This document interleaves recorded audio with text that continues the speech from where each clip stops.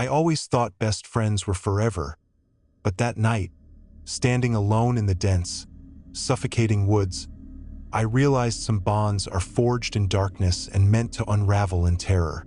It began with a stupid dare, something we always did, testing each other's limits, but this time the stakes felt higher.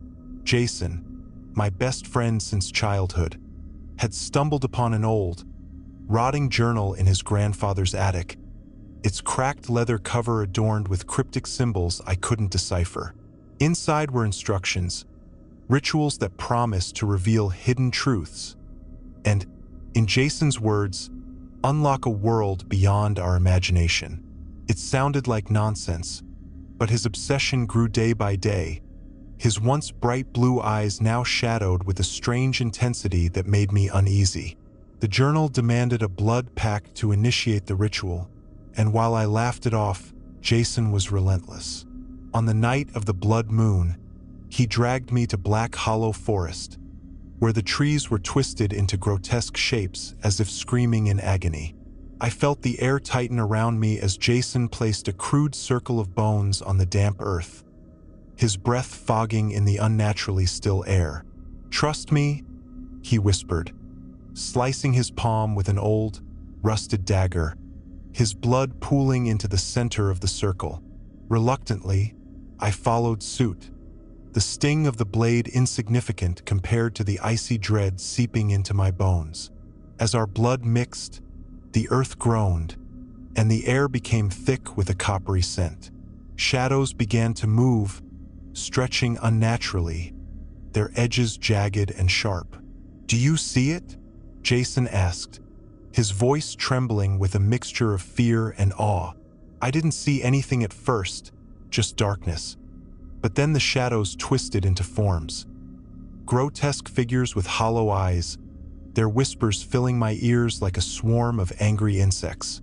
Jason's face was alight with exhilaration as he chanted words from the journal, his voice rising and falling in a sickening rhythm.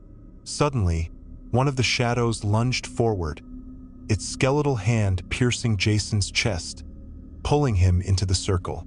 His screams were inhuman, filled with agony and betrayal, and I stood frozen, unable to move, unable to help. When he vanished, the circle collapsed, and silence enveloped the forest. But it wasn't over. For weeks after, Jason appeared in my dreams, his face pale and hollow, begging me to return to the forest and finish the ritual. Each time, I woke up drenched in sweat, my room filled with the faint smell of decay. One night, unable to bear the guilt and fear, I returned to Black Hollow. The circle was still there, the bones now blackened and brittle. As I stepped closer, the shadows returned, and Jason emerged, but he was no longer my friend. His eyes were empty voids, his skin stretched and torn, his voice a guttural echo of the boy I once knew. "You brought this on us?" he rasped, his skeletal hand pointing at me. I tried to run, but the shadows surrounded me, their icy grip pulling me into their endless abyss. My screams echoed in the darkness, and as my vision blurred, I realized the journal wasn't just a game. It was a curse, a door we should have never opened. Now I write this, my hands trembling, because I know they're coming for me, and soon, I'll be just another shadow waiting for the next foolish soul to enter the woods.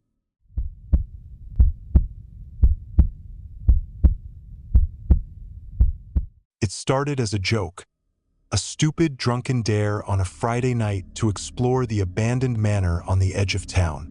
Everyone called it the house that hated, a crumbling Victorian monstrosity with boarded windows and a yard where nothing grew, not even weeds. My best friend, Nate, was the first to suggest it, grinning like a lunatic as he tossed me the flashlight. "Come on, man, scared of some old wood and cobwebs?" he taunted, and like always, I couldn't back down. The house stood like a sentinel, its crooked silhouette against the moonlight making my stomach churn. But Nate was fearless. or maybe just too stupid to feel the weight of the silence that surrounded the place. Inside, the air was heavy and smelled of damp rot, each step on the warped wooden floor sending echoes through the yawning darkness. The deeper we went, the more it felt alive, as if the house was holding its breath, watching us. Nate laughed and kicked over a dusty chair in the front hall, his bravado grating on my nerves, but I couldn't bring myself to say anything. The house's chill seeped into my skin, making my teeth chatter. "Let's split up, cover more ground," Nate said, and before I could protest, he was gone, his flashlight beam bouncing down the narrow corridor. I stood alone in the cavernous foyer, every creak and groan of the house amplifying my fear. I called out to Nate, but my voice felt swallowed by the oppressive dark. Reluctantly, I moved deeper in, my flashlight illuminating grotesque murals on the walls, twisted figures with hollow eyes that seemed to follow me. My heart raced as I heard a faint sound, whispering, low and indistinct, coming from somewhere above. "Nate?" I called again, my voice cracking, but no response came. I climbed the staircase, its banister sticky with grime, and at the top, the whispers grew louder. They weren't coming from Nate. They were coming from the walls. I pressed my ear against the peeling wallpaper and heard something unmistakable. My name, repeated over and over, each time more urgent. Panic surged as the wallpaper beneath my touch grew warm, almost pulsing. Suddenly, I felt a hand on my shoulder. I whipped around to see Nate, his face pale and his eyes wide with fear. "We need to leave," he whispered, his voice shaking, but something was wrong. His face looked wrong, his skin too tight, his expression too empty. "What's wrong with you?" I asked, stepping back, but he just kept repeating, "We need to leave," over and over like a broken record. Then his face split into a grotesque grin, and he lunged at me. I stumbled and fell, scrambling backward as his flashlight clattered to the floor, casting eerie shadows that danced like specters around us. Nate's voice distorted, his words slurred and guttural, and then he stopped moving entirely, collapsing like a marionette with its strings cut. I sat there, panting, staring at his lifeless body as the whispers grew deafening. The walls began to shift, the figures in the murals twisting, peeling themselves free, their hollow eyes now fixed on me. I screamed and ran, my flashlight flickering as the house seemed to stretch and shift around me. Every door I tried led to the same room, the foyer with Nate's body lying limp on the floor, but each time I returned, the body looked less like him and more like something else. Something wrong, something hungry. Finally, I found myself cornered in a room that shouldn't have existed, its walls lined with mirrors that reflected nothing but darkness. The whispers turned into screams, and then I saw him, or what used to be Nate, standing in the doorway, his grin wider than his face should have allowed, his eyes black voids that consumed the light. "You brought this on us," he said, his voice layered with 100 others, each one dripping with malice. I ran past him, my shoulder colliding with his cold, rigid form, and somehow burst out of the house, collapsing on the overgrown lawn as the first rays of dawn broke the sky. When I turned back, the house was gone, and so was Nate. Weeks passed, and I told no one, but I couldn't escape the feeling that the house had followed me. I heard whispers at night, saw shadows in the corners of my room, and every time I looked in the mirror, I saw Nate's reflection staring back at me, smiling that impossibly wide grin.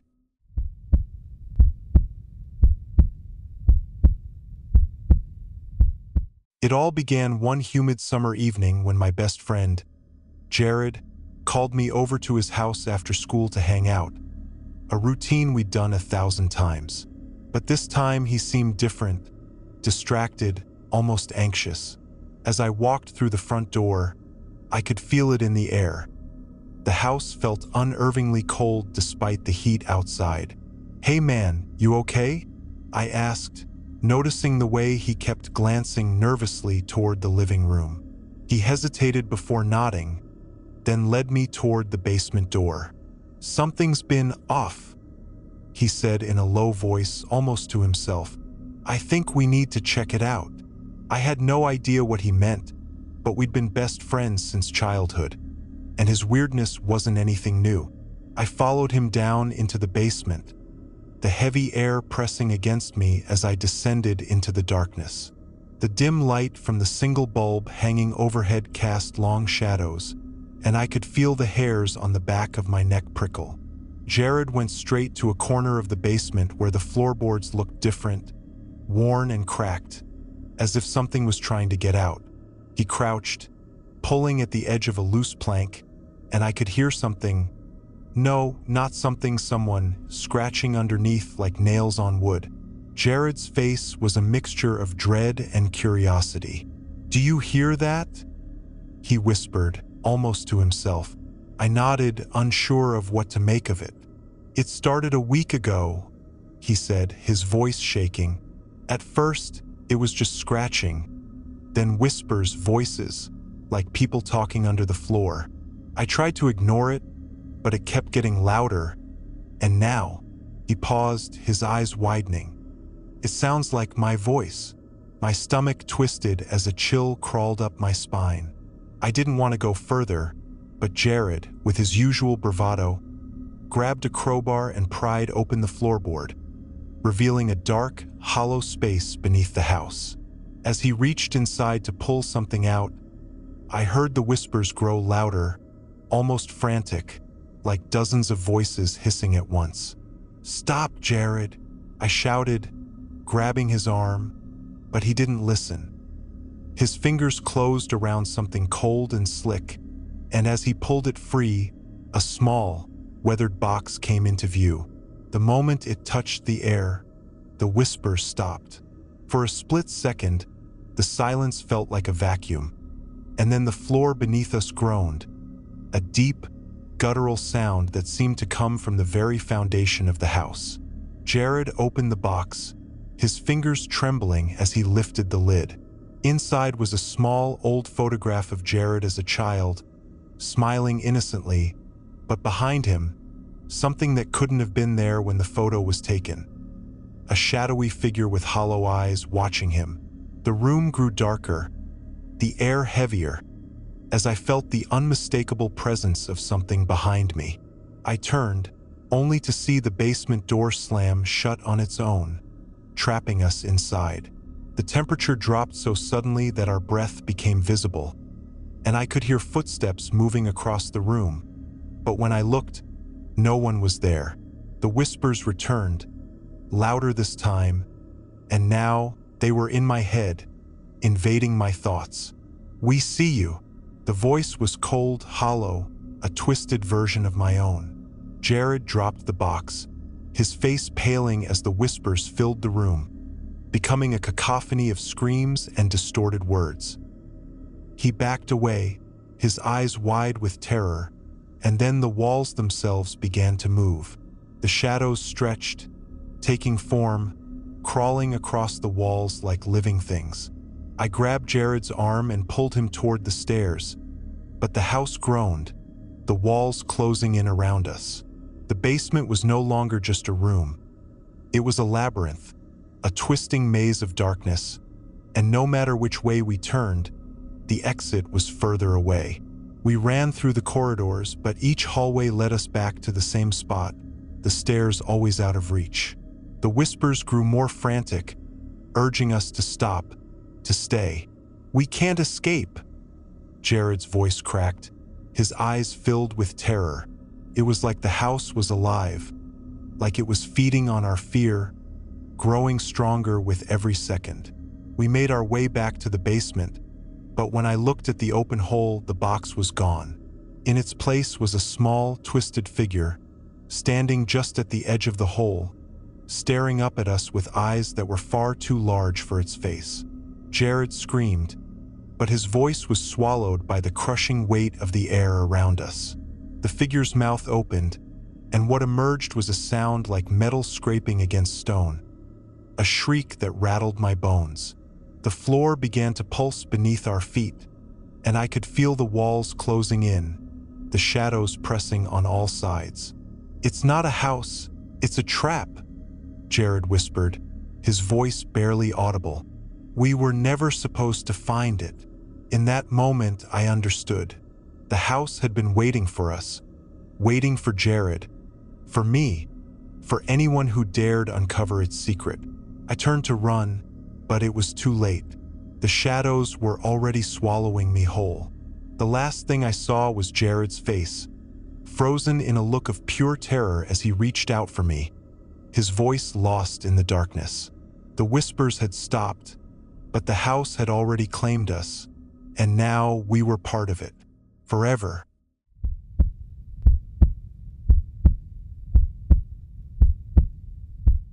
It began with a phone call at midnight, a moment that still echoes in my nightmares.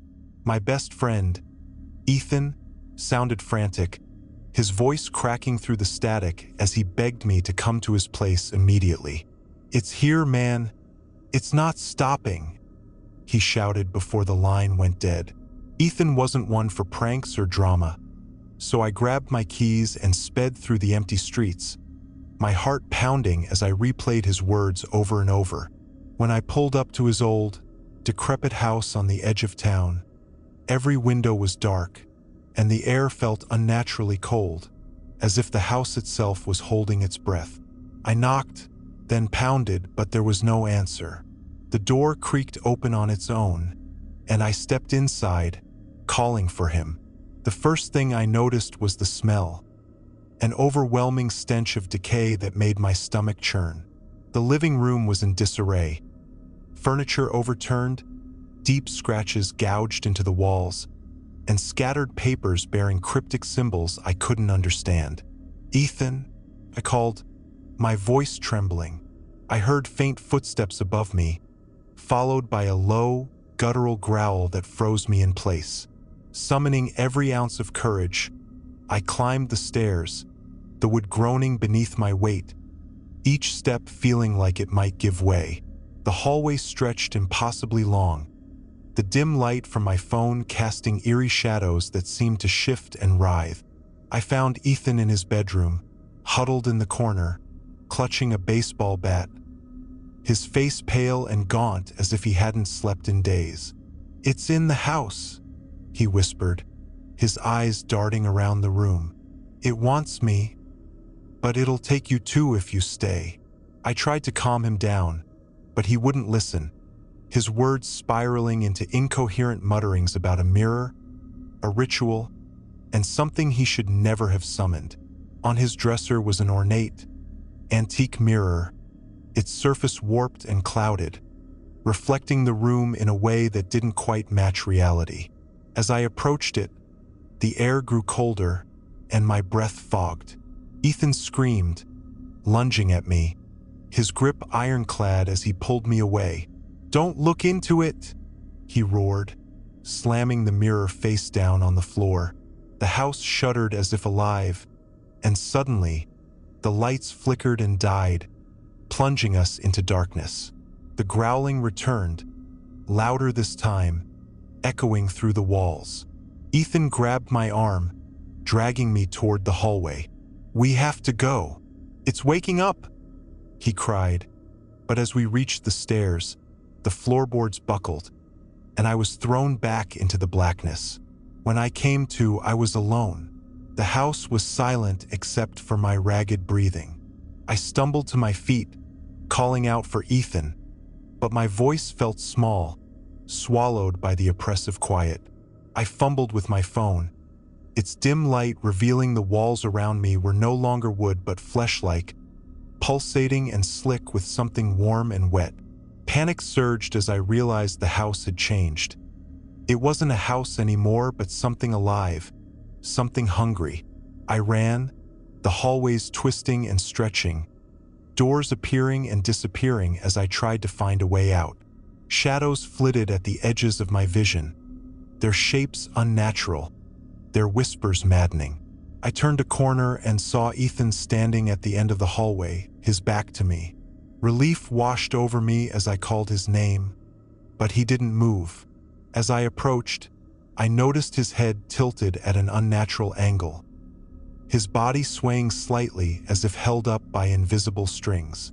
"Ethan," I whispered, reaching out, but when he turned, his face wasn't his anymore. His eyes were hollow voids, his mouth stretched into a grotesque grin that split his cheeks, revealing rows of jagged, blackened teeth. "You shouldn't have come," he hissed, his voice layered with dozens of others. I stumbled back as the walls closed in, the house convulsing around me. Ethan, or what he had become, lunged, his movements jerky and inhuman. I ran blindly, my breath hitching as the growling grew deafening, the shadows coalescing into monstrous forms that reached for me with clawed hands. I found myself back in the living room, the mirror somehow upright and gleaming despite the darkness. Desperate, I grabbed it, intending to smash it, but the moment my reflection caught my eye, I froze. The person staring back wasn't me. It was Ethan, his empty eyes filled with despair as he mouthed the words, "Help me." Before I could react, the mirror shattered, and the shards flew toward me, embedding themselves in my skin. Pain seared through me, and I collapsed, the world spinning as the growling stopped, replaced by a deafening silence. When I woke, I was outside, lying on the cold, wet grass. Ethan's house was gone, replaced by an empty lot overgrown with weeds. My car was parked where I'd left it, but the engine wouldn't start. I walked home that night, every shadow along the way feeling too long, too close. It's been weeks now, and I can't escape the nightmares. Every mirror I look into shows me Ethan's face, pleading, accusing. Sometimes, I hear him at night, whispering my name from the corners of my room. I don't know what he summoned, what we unleashed, but I can feel it growing stronger. And I know one day it'll come back for me.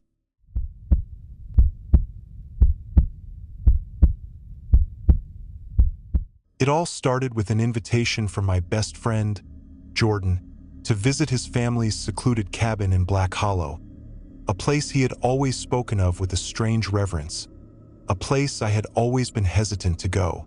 I had known Jordan for years, and despite his quirks, I trusted him completely.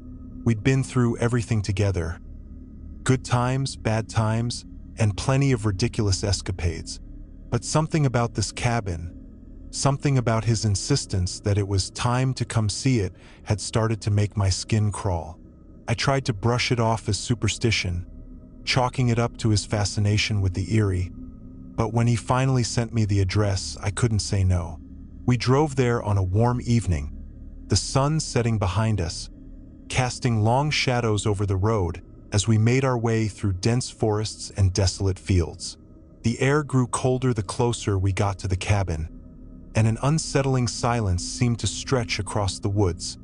Not even the usual sounds of wildlife broke it. The cabin, when we finally arrived, looked ancient, as if it had been abandoned for decades. Covered in moss and surrounded by trees that looked like twisted, gnarled hands reaching toward the sky, it felt like the kind of place where you should never be alone at night. Jordan, however, was excited. His eyes sparkled as he stepped out of the truck, practically bouncing with energy, as if this were the culmination of some great plan. I, on the other hand, couldn't shake the feeling that something was watching us, waiting, hidden in the dark. The inside of the cabin was a strange mix of both rustic charm and unsettling decay. Dust clung to the walls, and the faint smell of mildew hung in the air. There was a fireplace on the far side of the room, and old, worn furniture scattered about, as though the place had been abandoned and then suddenly used again. But what made my blood run cold was the picture that hung above the mantelpiece. It was of a family, Jordan's family, I presumed, but their faces were obscured by shadow, their eyes too large, too dark. Jordan noticed me staring at it and laughed. "You've got to stop reading into things, man," he said, clapping me on the back. "It's just an old family portrait." But I couldn't stop looking at it. The longer I stared, the more I began to see it move, just out of the corner of my eye. I shook my head, trying to dismiss the creeping unease, but something about the cabin felt wrong. That night, after dinner, Jordan insisted we go for a walk around the property. "It's tradition," he said, a mischievous grin tugging at his lips. "We always take a walk to the old well." I was too tired to argue, so I followed him into the woods, the moonlight barely illuminating our path. As we walked deeper into the forest, I began to notice the silence again, the kind of silence that presses down on you, suffocating. Not a single insect chirped, not a single breeze moved the trees. It was as if the world had stopped. Then I heard it, a whisper. At first, I thought it was just the wind, but there was something too distinct about it. A voice, low and guttural, as if it was trying to reach me. I turned to Jordan, but he was too far ahead, not seeming to notice. I tried to call out to him, but my voice seemed swallowed by the trees. The whisper came again, closer this time, and I froze in place. "Help me?" It hissed, so softly, almost like it was coming from the earth itself. My heart pounded in my chest. I didn't know what it was or where it came from, but I felt the undeniable urge to turn back, to run. But Jordan was already at the well, standing there, staring into the dark hole as if something invisible was pulling him in. I called his name, my voice trembling with fear, but he didn't respond. He was too still, too silent. When I reached him, his face was expressionless, his eyes glassy, unfocused. I grabbed his arm, shaking him, but he didn't move. And then I heard it again. The whisper, this time louder, more insistent. "Come closer." My skin crawled as I looked down at the well. A cold breeze suddenly swept through the trees, and I felt an unnatural chill wrap around me. I pulled Jordan back, finally managing to shake him from his trance, and we both stumbled backward toward the cabin. But the whispering didn't stop. It followed us, whispering in every shadow, in every crack of the trees, in every gust of wind. We got inside, locked the door, and tried to convince ourselves that it was just the isolation playing tricks on our minds, but neither of us slept that night. I could feel the darkness pressing in around us, and every creak of the cabin seemed to mock our fear. The next morning, things only got worse. Jordan was different. He didn't talk much, didn't laugh like he usually did. His eyes were dull, and his movements were slow, as if he was exhausted. When I tried to ask him what was wrong, he just stared at me blankly, as if he didn't hear me. I started to notice the shadows again, the ones that seemed to grow longer, stretching toward him, waiting. It wasn't long before I couldn't stand it anymore. I told Jordan I was leaving. The air was thick, oppressive, and I couldn't shake the feeling that something was terribly wrong. But when I turned to leave, Jordan grabbed my wrist. His grip was unnaturally tight. "You can't leave," he said, his voice barely above a whisper. "They won't let you."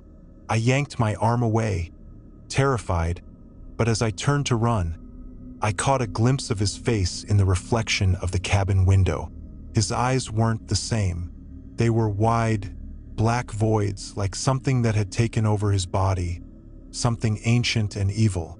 Panic surged through me and I ran, stumbling through the woods, but the deeper I went, the thicker the trees became, the more oppressive the air grew. The whispers followed me, louder now, as if they were all around me, closing in. "You belong here. You belong to us," they hissed, their voices overlapping, merging into one horrific chorus. My legs felt like they were made of stone, my body weighed down by an invisible force. And then I saw it, the cabin again, but it was different, darker, twisted. The windows were cracked, the roof caved in, and the air around it was thick with fog. I tried to run past it, but something grabbed my leg, pulling me down, and I screamed. When I looked up, I saw the figures, shadowy shapes with hollow eyes, reaching toward me, their hands cold as death. They whispered in unison, "Welcome to Black Hollow." I struggled, but the ground beneath me gave way, and I fell into the darkness. The last thing I heard was Jordan's voice, distant and hollow, calling my name, but it wasn't Jordan anymore. It was something else, something that had taken him, and it was calling me to join it. And now, I am here, one of them, lost in the whispering darkness, waiting for the next soul to wander into Black Hollow.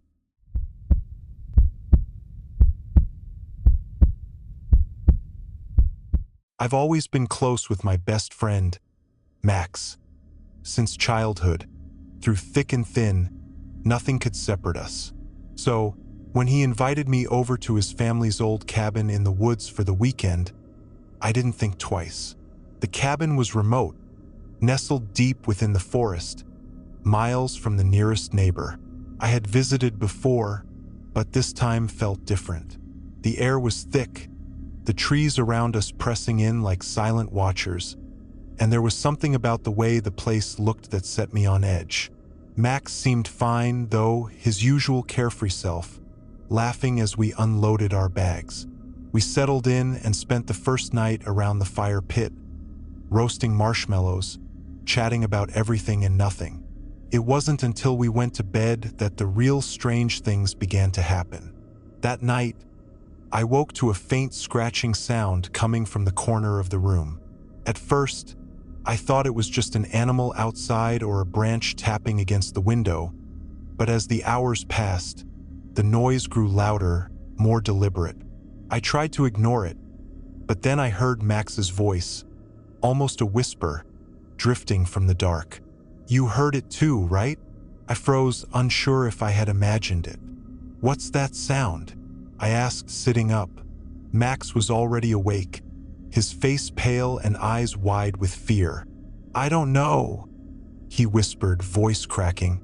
"It's been going on for hours. It sounds like something is trying to get in." A chill ran down my spine as I strained to hear, and there it was again. A slow, rhythmic scraping, as if something or someone was deliberately dragging its nails across the floorboards. Felt wrong, unnatural, and it was coming closer. Max and I both sat frozen in the dark, staring at the door, waiting for something, anything, to happen. The sound stopped abruptly. In the silence that followed, we could hear each other's breathing, heavy and nervous. Then, suddenly, the door slammed open with such force that the walls shook. But there was nothing there. The room was empty, the dark corner where the sound had originated now just a shadow. Max and I exchanged terrified glances. "It's just the wind," he said weakly, but I could hear the uncertainty in his voice. We stayed up all night, neither of us daring to close our eyes, listening to the endless creaks and groans of the old cabin as if it were alive, breathing. The next morning, we checked the place for any signs of an intruder, but there was nothing. No sign of break-ins, no footprints, nothing to explain what had happened. Still, I couldn't shake the feeling that we weren't alone. That evening, Max suggested we go for a walk in the woods to clear our heads. He seemed eager to get away from the cabin, but something felt off. The woods were denser than I remembered, the trees standing like silent sentinels, blocking out the sun and leaving us in a perpetual twilight. As we walked, I began to notice something strange. Whispers, faint at first, like voices carried on the wind. I turned to Max, but he wasn't reacting, as if he hadn't heard a thing. "Max?" I called, but his face was expressionless, his eyes wide, glazed over. He didn't answer. "Max?" I repeated, but he was completely still, staring at the trees, unblinking. A cold sweat broke out on my skin. Something wasn't right. Then, without warning, Max turned and walked into the trees, deeper into the woods, moving as though he was being drawn by an invisible force. Panic surged through me as I rushed after him, calling his name, but he didn't stop. The further we went, the darker it got, the trees pressing in on all sides, blocking the last of the daylight. Finally, I caught up to him and grabbed his arm, forcing him to stop. His face was pale, his eyes wide with terror, and in a voice I didn't recognize, he whispered, "We can't leave. They won't let us." The ground beneath us seemed to tremble, and suddenly, the whispering voices grew louder, more distinct, but now they weren't in the wind. They were in my head, clawing at my thoughts. "You shouldn't have come," they hissed, their voices overlapping, muffled but unmistakable. I stumbled back, my heart pounding as the world around us began to distort. The trees twisted and warped, their shapes shifting into grotesque, distorted faces, their hollow eyes staring down at us, their mouths moving in sync with the whispers. Max's hand slipped from mine, and he stepped forward, his body jerking as if controlled by something else. I reached out to grab him, but it was too late. His body slumped, his eyes glazed, and he collapsed into the dirt. The moment he hit the ground, everything went silent. The trees were still. The air was still. Then I saw them. Faces, hundreds of them, emerged from the earth, their hollow eyes staring up at me. They were pale, gaunt, with long, twisted limbs and mouths that stretched unnaturally wide.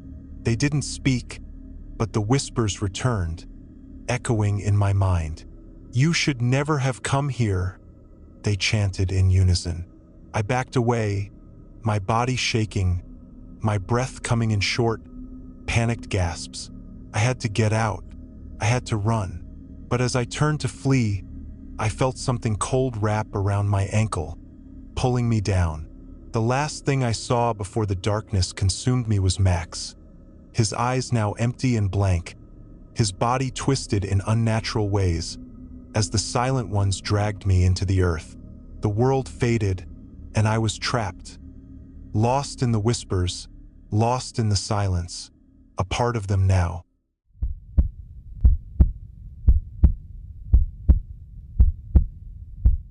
It started like any other weekend getaway. My best friend Leo and I had been planning this trip for months. An isolated cabin in the mountains, miles away from civilization, just the two of us for a weekend of hiking, drinking, and talking about life. We were inseparable since childhood, a bond formed through years of shared experiences, adventures, and the occasional mischief. Leo was always the adventurous one, the kind of person who would jump first and ask questions later. Me, I was the one who kept my feet grounded, the cautious one. But when he suggested this trip, I couldn't say no.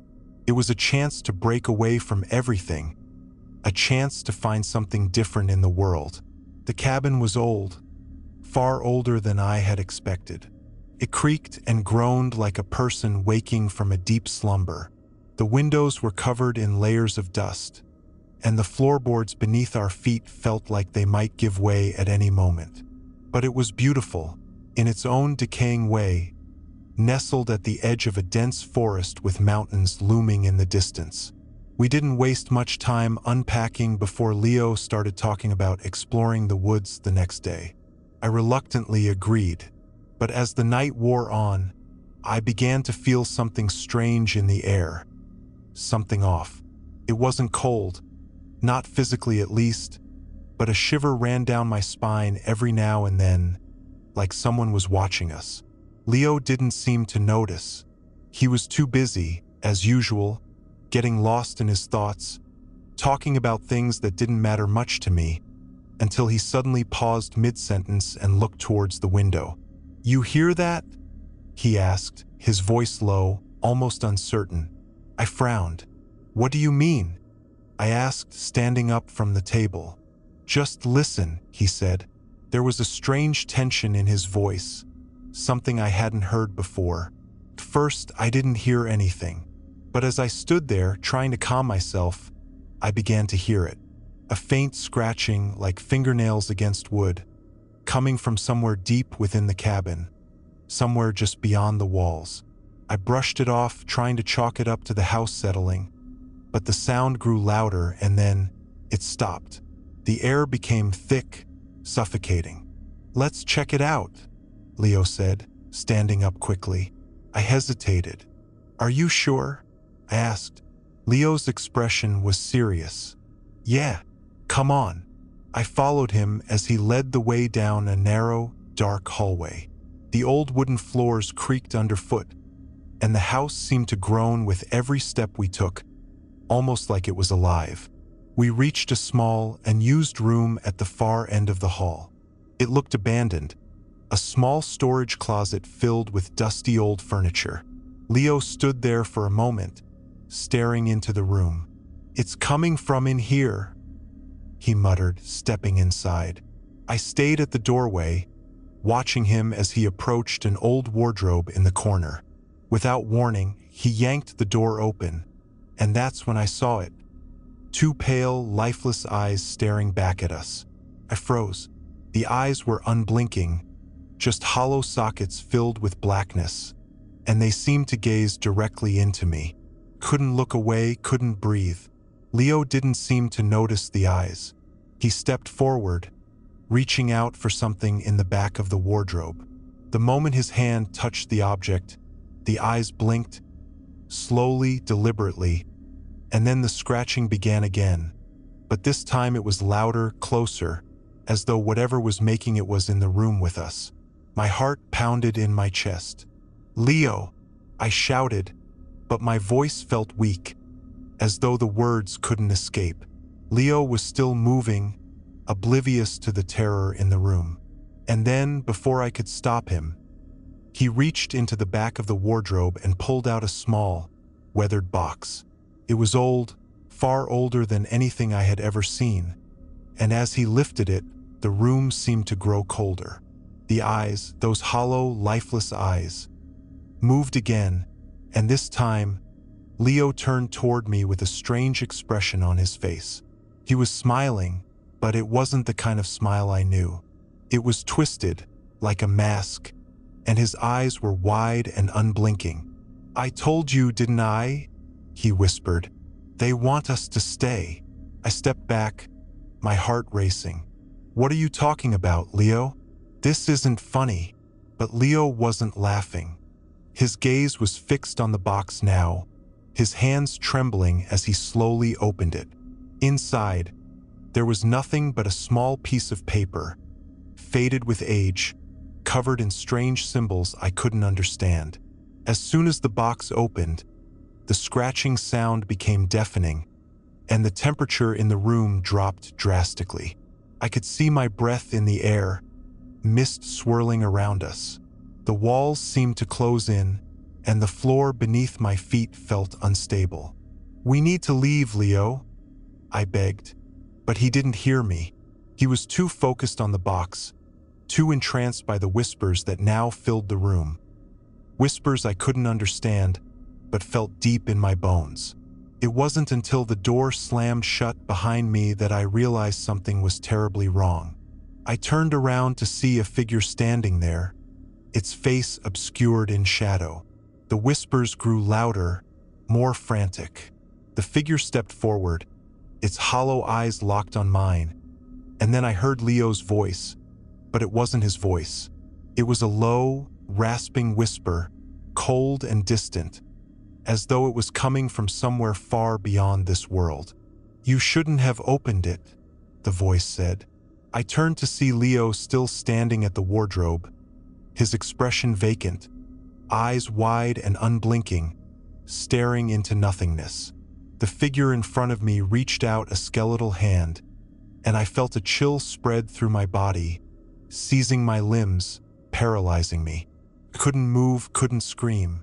The figure came closer, and its eyes, Those hollow, empty eyes filled my vision. The whispers were everywhere now, echoing in my skull. "They're coming," it whispered, and that was the last thing I heard before everything went black. When I woke, I was outside the cabin, lying on the ground, gasping for air. The sun was setting, but something was wrong. Everything felt wrong. The trees were twisted, their branches reaching out like claws. The cabin was gone. In its place stood a hollow, blackened structure, its windows empty, as though it had never existed. I turned to look for Leo, but he was nowhere to be found. All I could hear now was the sound of the wind, whispering through the trees, carrying with it the faintest hint of hollow eyes staring from the darkness.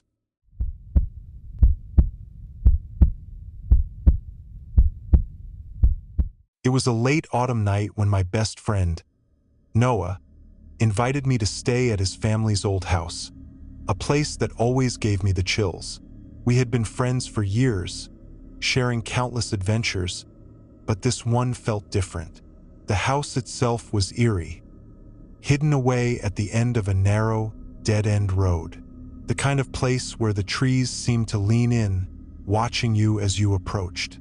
Noah had lived there his entire life, but something about his eyes, dark and distant, told me that the house wasn't the same as it used to be. When I arrived, the heavy door creaked open, and Noah welcomed me inside, a forced smile on his face. The air felt colder than it should have been, even though the heater was running. The house was large, creaking, filled with the smells of old wood and dust, and the old family portraits on the walls stared down at us with lifeless eyes. I tried to ignore the uncomfortable feeling creeping up my spine, but it was impossible. As Noah led me upstairs to the guest room, I couldn't help but notice the attic door at the end of the hallway, cracked slightly open. I'd never seen it before, but the faint sound of something scraping against the wood made my stomach turn. "Don't go up there," Noah said, his voice shaky, as if he had read my thoughts. I don't go up there anymore. It's better to just leave it alone." I nodded, not wanting to push him, though his words only deepened the unease I was feeling. That night I couldn't sleep. The wind howled outside, but it wasn't the storm that kept me awake. It was the feeling that something was watching me, something just beyond my view. The house seemed to shift in the night, settling with strange, eerie groans, like it was alive. I tried to ignore it, but the shadows in the corners of the room seemed to move with a life of their own, stretching out toward me. I finally gave in and decided to confront the fear. I slipped out of bed and quietly opened the door, making my way down the hallway toward the attic. The creaking of the old floorboards under my feet made my heart race. As I reached the attic door, I hesitated. The scraping sound was louder now, more deliberate, as if something or someone was trying to get my attention. Without thinking, I turned the knob and pushed the door open. The attic was dark, the only light coming from a small window at the far end, barely illuminating the dust-covered floor. The air was thick with the smell of mildew and decay. And then I saw it. In the corner, hunched over, was a figure. It was tall, thin, with long, spindly limbs that seemed too long for its body. Its face was hidden in the shadows, but I could see its eyes, glowing faintly, red and hollow. My breath caught in my throat as the figure turned toward me, its head jerking unnaturally to the side. I froze, my heart pounding in my chest, and for a moment, I thought I might die right there, the cold grip of terror squeezing the life from me. But then it spoke. Its voice was low, rasping, like dry leaves scraping across the ground. "You shouldn't have come here," it hissed. "You don't belong here." The words seemed to echo through the attic, bouncing off the walls. My mind screamed at me to run, but my legs wouldn't move. The figure stood up slowly, its movements jerky and unnatural, as if it were an abandoned puppet. And then, with a speed that made my blood freeze, it lunged toward me. I scrambled backward, tripping over something on the floor. My hand grasped the edge of the doorframe, pulling myself to my feet just in time to see the thing inch closer. Its eyes burned with an intensity that I couldn't look away from. "He knows," it whispered, its voice crawling into my ears like the wind. "He always knows." It stepped forward, closer and closer, until its breath was cold against my skin. I was paralyzed with fear, unable to look away from its glowing eyes, feeling its presence consuming me, filling me with dread. And then, in an instant, the figure stopped. It tilted its head as if confused, its eerie gaze shifting behind me. I turned, and there stood Noah in the doorway, his face pale and his eyes wide, filled with horror. "Get out!" he screamed, his voice breaking, but it was too late. The figure had already moved. In a blink, it was standing right behind Noah, its fingers brushing against his neck. I wanted to scream, to do something, anything, but I couldn't. All I could do was watch as Noah's body went limp in the figure's grasp. His eyes glazed over, his face twisted in terror as the figure whispered something into his ear. The room spun, the walls closing in around me. I stumbled back, unable to breathe. And then, just as suddenly as it had appeared, the figure was gone, vanishing into the darkness of the attic. Noah collapsed to the floor, gasping for breath, his eyes darting around the room. "It's him. It's always been him," he whispered, his voice trembling. I didn't understand what he meant, but I didn't have time to ask. The attic door slammed shut behind us, and the house shook violently, as if it were alive. The walls creaked and groaned, and I felt the floor beneath my feet begin to give way. We had to get out. Noah grabbed my arm, pulling me toward the stairs, but the house wasn't letting us go. The walls seemed to shift, blocking our path, the windows covered by shadows that crawled across the glass like living things. The air was thick with whispers, thousands of voices calling our names, urging us to stay, to become part of the house. I could feel the weight of the house's hunger, its need for more souls to consume, to fill the emptiness that had been building for years. Noah's grip on my arm tightened, and he pulled me toward the door. But as we reached it, the shadows closed in around us, trapping us in the living room. The figure appeared again, standing in the center of the room, its glowing eyes fixed on us. "You will never leave," it said, its voice reverberating through the walls. "The house has claimed you."